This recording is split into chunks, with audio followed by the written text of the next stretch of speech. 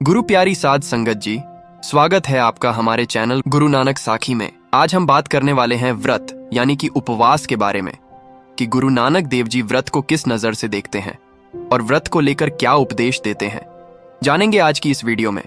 उससे पहले हम आपको यह बता दें कि यह वीडियो किसी धर्म को ठेस पहुंचाने के लिए नहीं है, सिर्फ जानकारी के लिए है। अगर हमसे कोई भूल या गलती हो जाए तो कृपया हमें माफ करना। तो चलिए ज्यादा देर ना करते हुए आज की यह वीडियो शुरू करते हैं।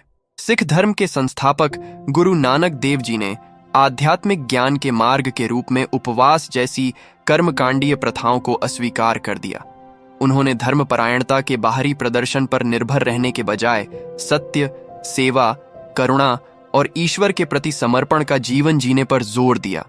गुरु नानक की प्रमुख शिक्षाओं में से एक यह थी कि सच्ची आध्यात्मिकता भीतर से आती है और अगर बिना समझे किए गए कर्मकांडों का कोई महत्व नहीं है।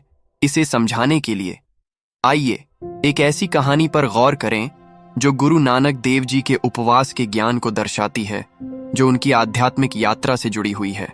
यह उनकी एक लंबी यात्रा उदासी के दौरान था, जब गुरु नानक देव जी अपने वफादार साथी भाई मर्दाना के साथ गंगा नदी के किनारे एक पवित्र शहर हरिद्वार पहुंचे। हरिद्वार एक प्रसिद्ध तीर्थ स्थल था जहां भारत भर से हजारों लोग अनुष्ठान करने, पवित्र स्नान करने और देवताओं को प्रसन्न करने और मोक्ष प्राप्त करने की आशा में उपवास जैसी प्रथाओं में शामिल होने के लिए एकत्रित होते थे। उनके आगमन का समय एक महत्वपूर्ण त्योहार के साथ मेल खाता था, जिसके दौरान ब्राह्मण और तीर्थयात्री कुछ देवताओं के सम्मान में उपवास रख रहे थे। उनका मानना था कि भोजन से परहेज करके और पवित्र मंत्रों का जाप करके वे शुद्धि और आध्यात्मिक पुण्य प्राप्त कर सकते हैं। जब गुरु नानक हरिद्वार की सड़कों से गुजर रहे थे तो उन्होंने भक्तों की बड़ी भीड़ को विभिन्न अनुष्ठानों में व्यस्त देखा। उन्होंने देखा कि लोग गंगा के पवित्र जल में डुबकी लगा रहे थे, भजन गा रहे थे और नदी के किनारे प्रसाद चढ़ा रहे थे। लेकिन जिस चीज ने उनका सबसे ज्यादा ध्यान खींचा वह था उपवास का अभ्यास। कई भक्त कई दिनों तक बिना भोजन के रहे थे। उनका मानना था कि आत्मत्याग का यह कार्य उन्हें ईश्वर के करीब ले जाएगा। गुरु नानक ने इसे शांति और स्थिरता के साथ देखा, फिर भी वे चिंतित थे। वह जानते थे कि ये लोग अपनी ईमानदारी के बावजूद गुमराह थे। उनका विश्वास सच्ची आध्यात्मिकता के सार को समझने के बजाय अनुष्ठानों पर आधारित था। ब्राह्मण, जिन्हें आध्यात्मिक ज्ञान के संरक्षक माना जाता था, इन मान्यताओं को मजबूत कर रहे थे और ऐसा करके वे आम लोगों को सच्चाई से दूर ले जा रहे थे। गुरु नानक अपनी हमेशा की तरह विनम्रता के साथ नदी के किनारे एकत्र हुए ब्राह्मणों के एक समूह के पास गए। वे अपने अनुष्ठानों में पूरी तरह से डूबे हुए थे और उनके चेहरे पर गंभीरता झलक रही थी कि वे किस गंभीरता से अपना व्रत रख रहे थे। गुरु नानक ने आदरपूर्वक झुककर उन्हें अपने पारंपरिक सत्य करतार, ईश्वर सबका करता है, कहकर अभिवादन किया। गुरु नानक के संत स्वरूप को देखकर एक ब्राह्मण ने पूछा, हे पवित्र व्यक्ति, क्या आप पवित्र व्रत में भाग लेने आए हैं? आज एक शुभ दिन है और व्रत रखने से हम अपने पापों से शुद्ध होकर ईश्वर के करीब पहुंचते हैं। गुरु नानक ने धीरे से मुस्कुराते हुए उत्तर दिया, मैं व्रत नहीं रखता, इसके बजाय मैं एक सच्चे ईश्वर की निरंतर याद में रहता हूं। कृपया मुझे बताइए, आपके व्रत का उद्देश्य क्या है? ब्राह्मण ने उत्तर दिया, हम देवताओं को प्रसन्न करने के लिए व्रत रखते हैं। भोजन से परहेज करके हम अपने शरीर और मन को शुद्ध करते हैं और इसके माध्यम से हम मोक्ष प्राप्त करने की आशा करते हैं। गुरु नानक ने ध्यान से सुना और फिर पूछा, लेकिन अगर तुम्हारा दिल क्रोध, लालच और अहंकार से भरा है तो क्या सिर्फ उपवास तुम्हें इन अशुद्धियों से मुक्त कर सकता है? जब तुम्हारे विचार अशुद्ध हैं तो कोई कैसे शुद्ध होने का दावा कर सकता है? इस सवाल से हैरान ब्राह्मणों को समझ में नहीं आ रहा था कि वे क्या जवाब दें। उन्होंने कभी अपने अनुष्ठानों के अर्थ पर सवाल नहीं उठाया था, क्योंकि वे पीढ़ी दर पीढ़ी उन्हें आंख मूंद कर मानते आए थे। उनकी उलझन देखकर गुरु नानक ने समझाना शुरू किया, उपवास अपने आप में गलत नहीं है, लेकिन अगर इसे सच्ची समझ और शुद्ध इरादों के बिना किया जाए तो यह अर्थहीन हो जाता है। अगर तुम खाना नहीं खाते लेकिन अपने दिल में बुरे विचार रखते हो तो उपवास का क्या फायदा? सच्चा उपवास मन को बुरे कामों से रोकना और अपनी इच्छाओं को नियंत्रित करना है।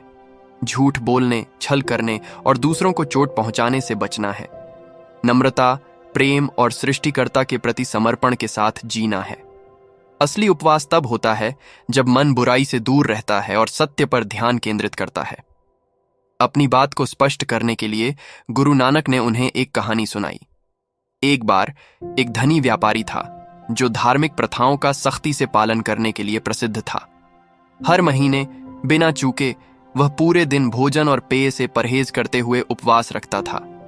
एक धर्मपरायण व्यक्ति के रूप में उसकी ख्याति दूर दूर तक फैल गई और लोग उसकी भक्ति के लिए उसकी प्रशंसा करते थे। हालांकि जब व्यापारी उपवास करता था तो उसका दिल लालच से भरा रहता था। वह गरीबों का शोषण करता था, अत्यधिक ब्याज दरों पर पैसा उधार देता था और बेईमानी से व्यापार करता था। हालांकि वह बाहरी तौर पर धार्मिक दिखता था, लेकिन उसके काम आध्यात्मिकता के मूल सार के विपरीत थे। अपने उपवासों के बावजूद वह जरूरतमंदों का फायदा उठाते हुए अनैतिक तरीकों से धन इकट्ठा करना जारी रखता था। एक दिन एक भटकता हुआ संत व्यापारी के शहर में आया। व्यापारी की धर्मपरायणता के बारे में सुनकर संत ने उससे मिलने का फैसला किया। व्यापारी ने संत का अपने घर में बहुत धूमधाम से स्वागत किया और उनका बेहतरीन आतिथ्य किया। थोड़ी देर बात करने के बाद संत ने पूछा, मैंने आपकी भक्ति के बारे में बहुत कुछ सुना है, खासकर आपके नियमित उपवास के बारे में। मुझे बताओ, इन उपवासों से आपको क्या लाभ होता है? व्यापारी ने गर्व से उत्तर दिया, उपवास करके मैं अपनी आत्मा को शुद्ध करता हूं और देवताओं का अनुग्रह प्राप्त करता हूं। मेरा मानना है कि इन उपवासों के माध्यम से मैं स्वर्ग में अपना स्थान सुरक्षित कर रहा हूं। संत मुस्कुराए और कहा, लेकिन आपके कार्यों का क्या? आप अपना व्यवसाय कैसे करते हैं? क्या आप दूसरों के साथ निष्पक्षता और दयालुता से पेश आते हैं? क्या आप गरीबों और जरूरतमंदों की मदद करते हैं? व्यापारी चुप रहा। वह जानता था कि हालांकि वह बाहरी तौर पर भक्त दिखता था, लेकिन उसके कार्य न्याय से कोसों दूर थे। संत ने फिर कहा, सच्चा उपवास केवल भोजन से परहेज करना नहीं है। यह बेईमानी, लालच और स्वार्थ से उपवास करना है।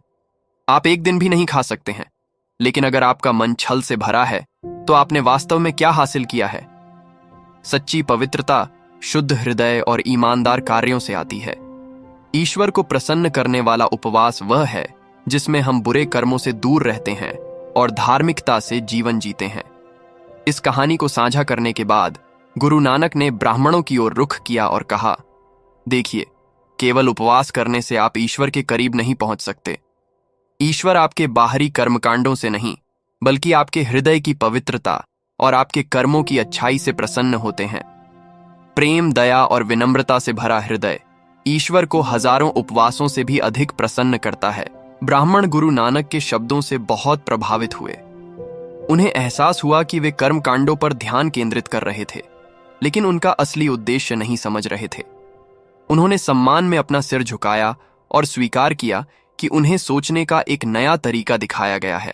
ब्राह्मणों में से एक, जो अपने उपवास में विशेष रूप से भक्त था, ने पूछा, हे गुरु, हम हृदय की उस पवित्रता को कैसे प्राप्त कर सकते हैं जिसके बारे में आप बात कर रहे हैं? गुरु नानक ने उत्तर दिया, हर समय ईश्वर को याद करके, दूसरों की निस्वार्थ सेवा करके और सच्चाई से जीवन जीकर। ईश्वर हमसे दूर नहीं है, वह हर दिल में रहता है। जब हम ईश्वरीय सिद्धांतों, सत्य, प्रेम और करुणा के अनुसार जीवन जीते हैं तो हम वास्तव में उपवास कर रहे होते हैं, क्योंकि हम अपने मन को बुराई से रोकते हैं और खुद को धार्मिकता के लिए समर्पित करते हैं। इस कहानी के माध्यम से गुरु नानक देव जी ने खाली अनुष्ठानों की निरर्थकता और आंतरिक पवित्रता के महत्व के बारे में एक गहरा सबक सिखाया। उन्होंने इस बात पर जोर दिया कि अगर बिना समझ या करुणा के उपवास किया जाए तो यह एक खोखला अभ्यास है। गुरु नानक के अनुसार सच्ची आध्यात्मिकता अनुष्ठानों का पालन करने के बारे में नहीं है, बल्कि सभी के लिए ईमानदारी, विनम्रता और प्रेम का जीवन जीने के बारे में है। गुरु नानक का संदेश आज भी उतना ही प्रासंगिक है जितना सदियों पहले था। ऐसी दुनिया में जहां बहुत से लोग अभी भी अपनी भक्ति दिखाने के लिए बाहरी प्रथाओं पर निर्भर हैं, उनकी शिक्षाएं हमें याद दिलाती हैं कि ईश्वर तक पहुंचने का सच्चा मार्ग हमारे भीतर ही है। उपवास या अन्य अनुष्ठानों के माध्यम से हम आध्यात्मिक विकास प्राप्त नहीं कर सकते, बल्कि हमारे विचारों की शुद्धता, हमारे कार्यों की अच्छाई और ईश्वर के निरंतर स्मरण के माध्यम से हम आध्यात्मिक विकास प्राप्त कर सकते हैं। उम्मीद करते हैं दोस्तों, आपको यह वीडियो अच्छी लगी होगी। अगर पसंद आई हो तो वीडियो को लाइक और चैनल को सब्सक्राइब करना मत भूलना, और अगर हमसे कोई गलती हुई हो तो माफ कर दीजिएगा। धन्यवाद दोस्तों।